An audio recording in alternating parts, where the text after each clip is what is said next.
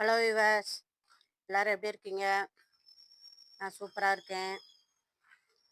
வாங்க செடியோட அப்டேட் பார்ப்போம். பார்க்குறதுக்கு முன்னாடி ஜோதி ஃபார்மிங்கை சப்ஸ்கிரைப் பண்ணிக்கோங்க. அதில் ஆளுங்கிற பெல்லைக்கானை கிளிக் பண்ணிக்கோங்க.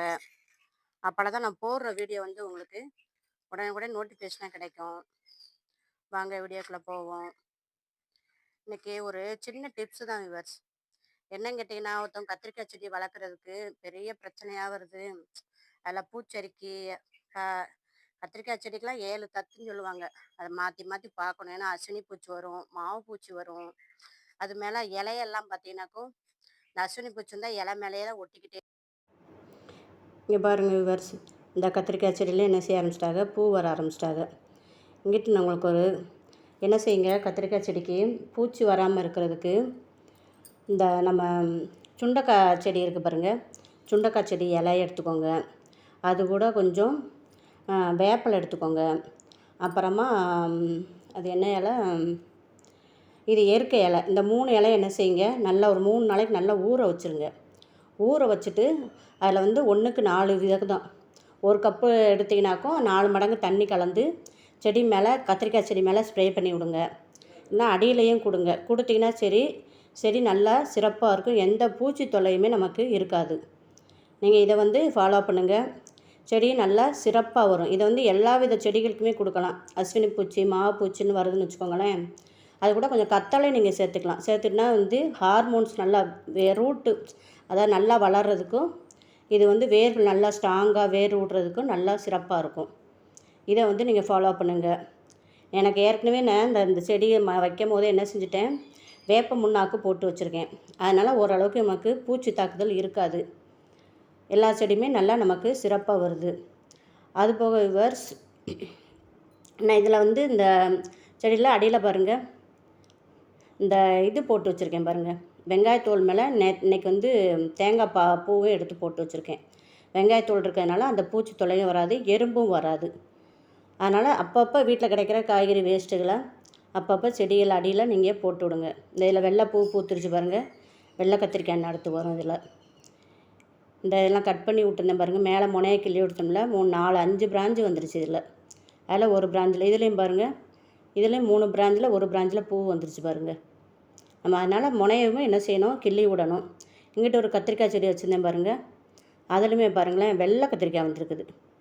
தெரியுதான்னு பாருங்கள், இந்த அடியில் பாருங்கள், நல்ல ஒரு வெள்ளை கத்திரிக்காய், நல்லா நீளமாக வரும்னு நினைக்கிறேன். இந்த கத்திரிக்காய் பாருங்களேன் விவர்ஸ், நல்லா ஒல்லியாகவும் இருக்குது, இந்த வருங்க குட்டியாகவும் இருக்குது, நீளமாக வரும்னு நினைக்கேன். பார்ப்போம், இன்னும் கொஞ்சம் நாள் கழிச்சு நான் எப்படின்னு ஒரு வாரத்தில் பெருசாகிடும்.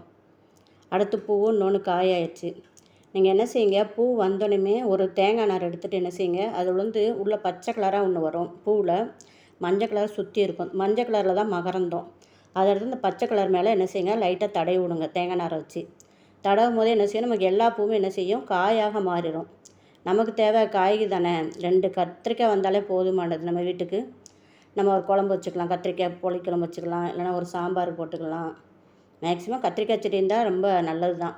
திடீர்னு நம்ம காய்கறி வீட்டில் இல்லைன்னா சடான 2 கத்திரிக்காய் பறிச்சோமா, ஒரு குழம்பு வச்சோமான்னு வச்சு வேலையை முடிச்சிடலாம். ஒரு வெங்காயம் தக்காளி போட்டு வச்சிடலாம். எல்லா செடியுமே எவ்வளோ சிறப்பாக வந்துக்கிட்டு இருக்கு பாருங்கள்.